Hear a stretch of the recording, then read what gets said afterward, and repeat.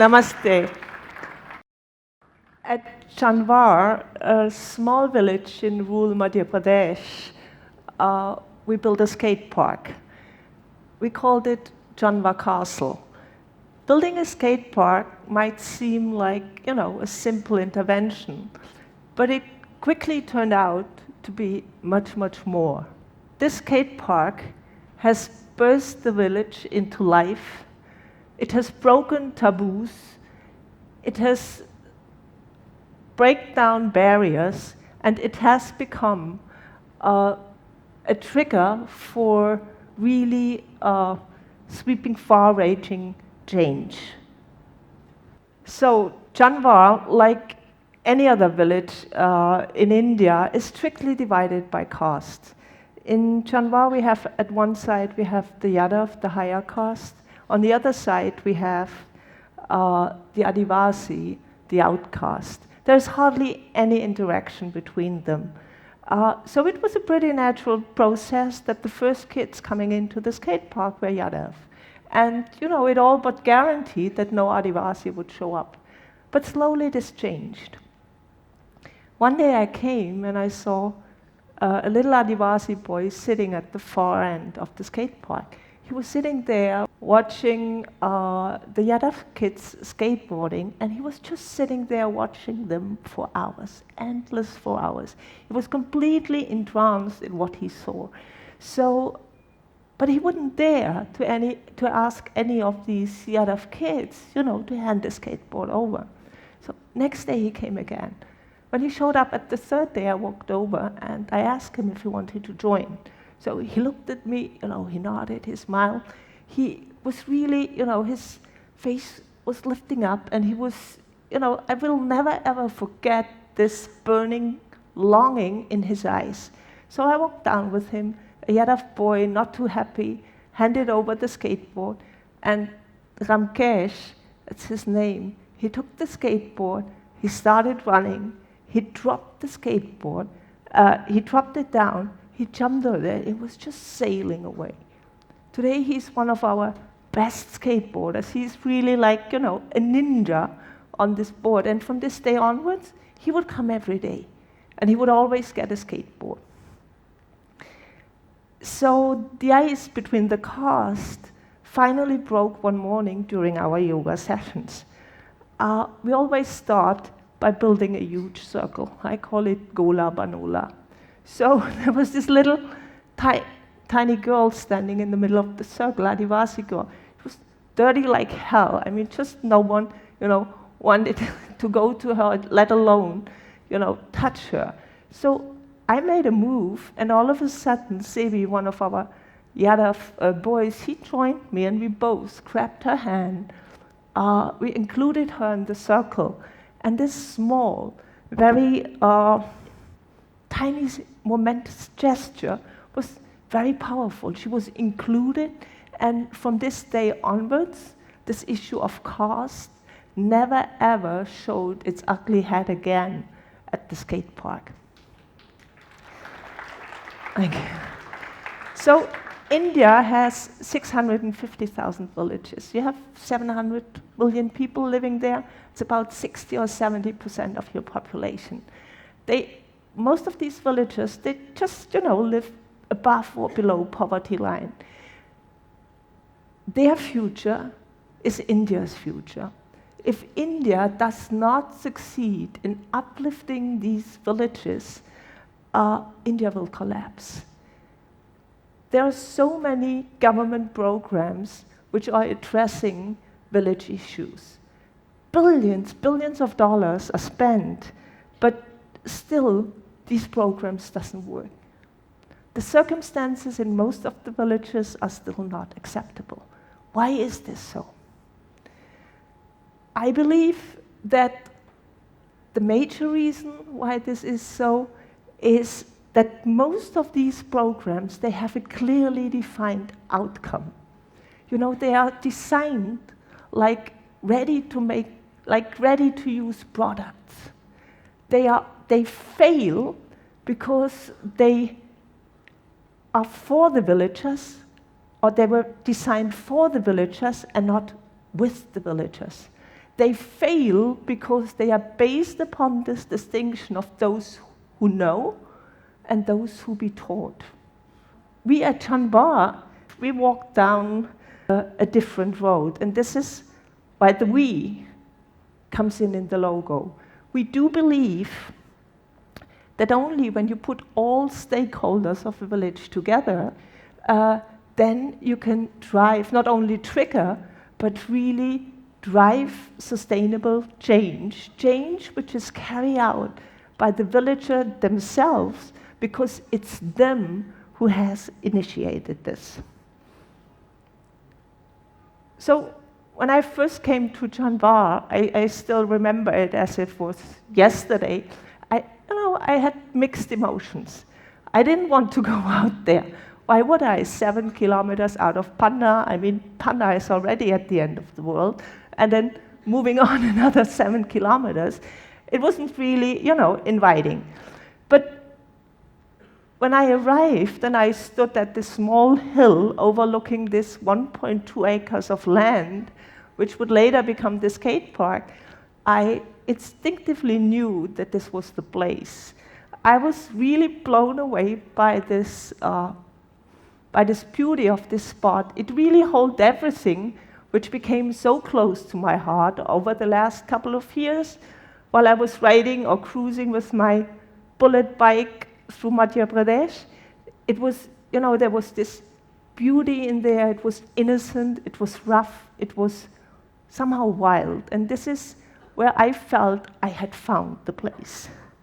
So 3 months later, we started construction. Another 3.5 months later, the skate park was built. In April last year, we had the grand opening, which was nothing more but that I handed over 20 skateboards to the kids, and I told them you have to share them and you have, take care of them. During the construction process, the villagers didn't know what was going on. The kids were kind of curious. They came every day, and when the 4th ramp was built, they simply used it as a slide. But I gave them these skateboards. There was no teacher, there was no instructor there. It was all based upon, the principles of self-learning. And these kids, they really learned fast. They learned surprisingly fast, and, it was, teams were built. All of a sudden, the bigger ones were helping the smaller ones, the better skilled were helping the lesser skilled. You saw these much wanted principles of collaboration and co-creation in practice. Practiced by the children, not ordained from above. And it really grew all very, very organically. The skate park brought fun. It really fueled the kids with positive energy, and it gave them a lot of self-confidence. Today, I would say Janwar is smiling. Janwar is in a transformation mode. The kids, they show their elders the way, of an alternative life, a life their parents and their elders could have never dreamt of or imagined. The kids are ready to take their future in their own hands, and they are ready to build a brighter future for Janwar. I'll give you 2 examples. There is Asha. She's a 16-year-old Adivasi girl. She attended last year the summer camp we did, and she did impressively well in English. So I invited her to go to England to learn better English.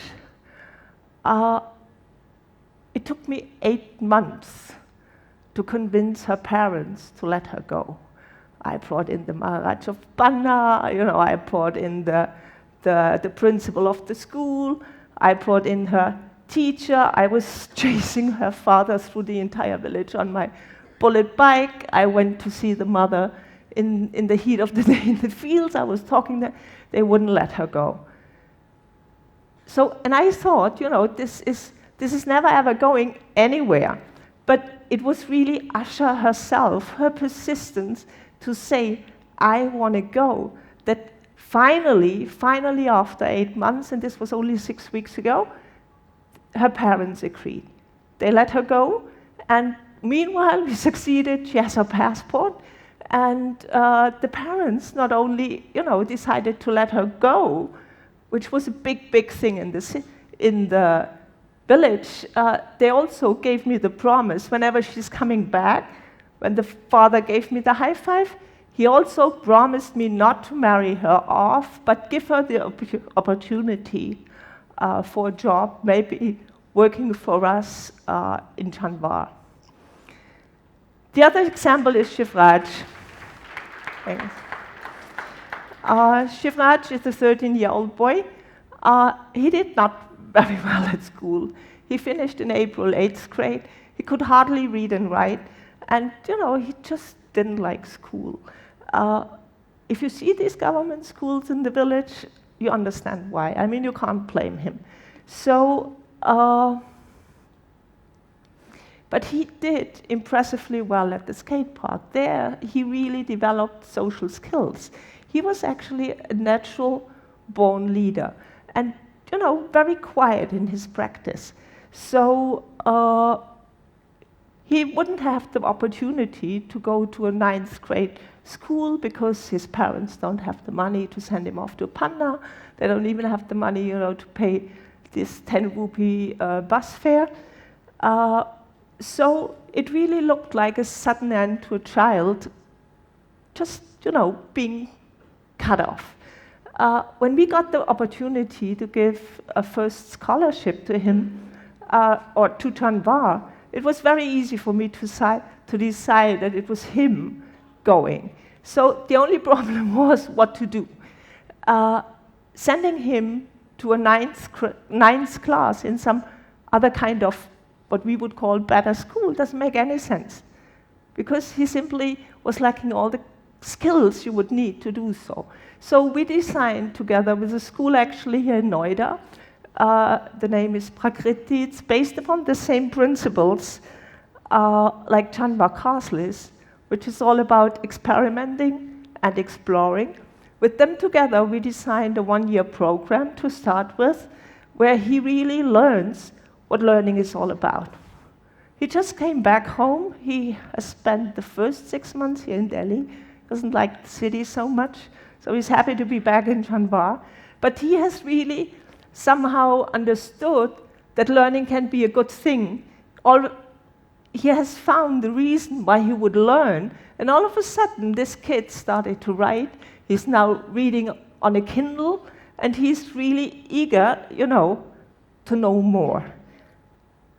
Everything, somehow, what we do at Janwar Castle has this smell of counterculture. It doesn't go along with tradition. It's just like when you look at skateboarding, it's very often looked upon as anti-establishment. Hardly any rules or no rules at all. Yet at Janwar Castle, we decided right from the beginning, we do accept this counterculture thing, but we are also very happy when the kids and everyone who is going to join us at least accept our 2 rules. The first rule is no school, no skateboarding. And the other rule, our second rule, is girls first. So if a kid doesn't go to school,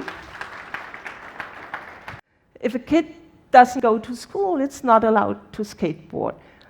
As a result, immediately school attendance went up. So the guy there in the blue T-shirt, Sepi, he never went to school before. But when he heard this, he's actually one of our best skateboarders, not to say the best. I heard him say, wait, I'm going to be topper in school attendance. And sure enough, he is. Today, he goes every day to school, and he's not the only one.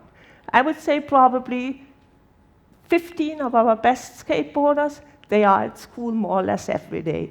Another 10 or 15 drop in more frequently.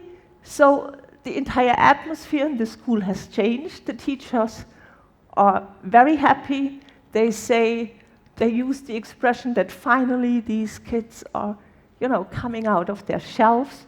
Motivation is at an all-time high, and they're really eager to learn now. So it's a kind of slow process, but we do believe, and it's a long process, but we do believe that we are on the right track. Girls first is also something, in this part of the world where we are in, girls have hardly any rights. So to talk with these people about gender issues or women discrimination doesn't make a lot of sense. So we decided to build this into our daily practice. So girls first is very simple. Whenever a girl comes to the skate park, all she needs to say is girls first. No matter how small the girl is or how big the guy, she would get the skateboard. And this is actually what everything is all about. By doing this, by practicing this, this is slowly going to change their behavior. So these boys today, they are very much aware whatever we do, they say by themselves, girls first. So, and this will stay with them because they do it and they live it.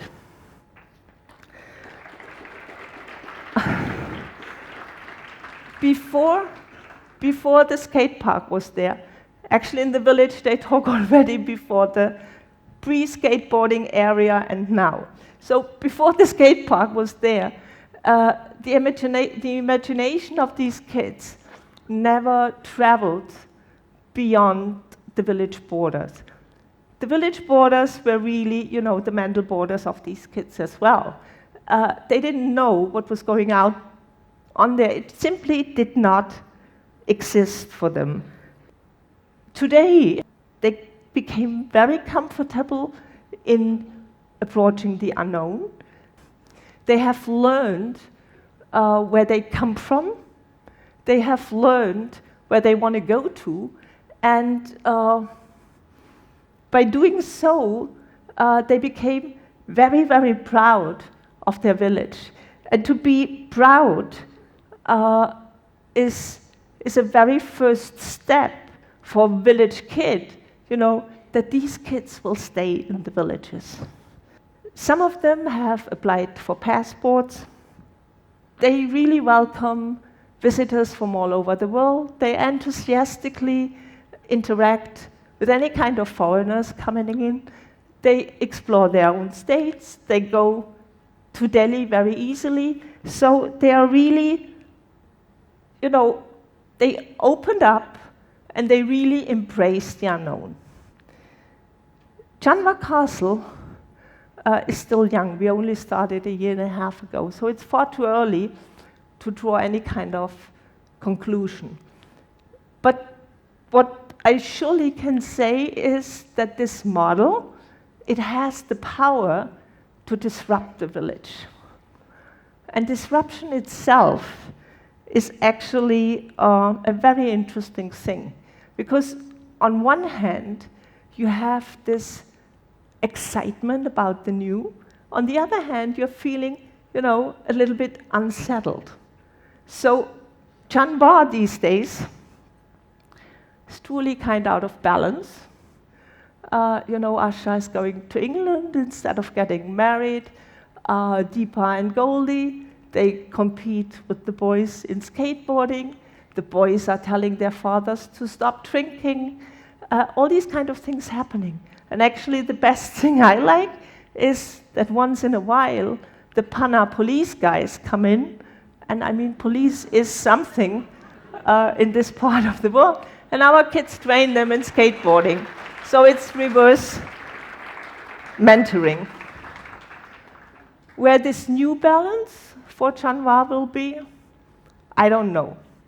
And I think I don't need to know, because what we have started with Janwar Castle is a very, what I call, open process. We trigger, and then we see where we go. And I see my role certainly not, as someone dictating them what to do, telling them what to do.